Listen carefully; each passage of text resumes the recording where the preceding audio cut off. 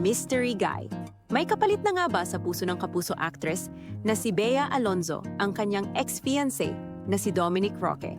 Pinagpipiestahan ngayon sa social media ang mga litrato umano ni Bea kasama si Vincent Co, anak ng mag-asawang business magnate na sina Lucio at Susan Co, may-ari ng Pure Gold Prize Club. Ang mga naturang litrato ay mula raw sa private Instagram account ng super rich businessman na si Vincent Co na inupload ng Insider PH sa kanilang social media page.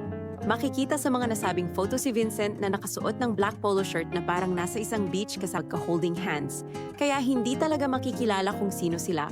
Pero base sa mga post ng netizens, na-connect nila ito kay Bea dahil sa OOTD nito habang namamasyal sa Andalusia, Spain.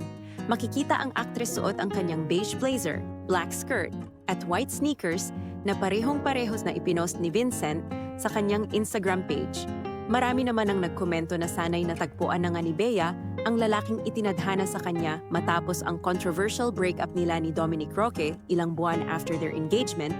Sa ngayon, super happy na si Dom sa piling ng bago niyang girlfriend, ang actress na si Sue Ramirez. Wala pang reaksyon si Bea tungkol sa kanila ng super yamang negosyanteng si Vincent Co. Siguro naging maingat na si Bea ngayon bago niya ipakilala ang susunod niyang boyfriend.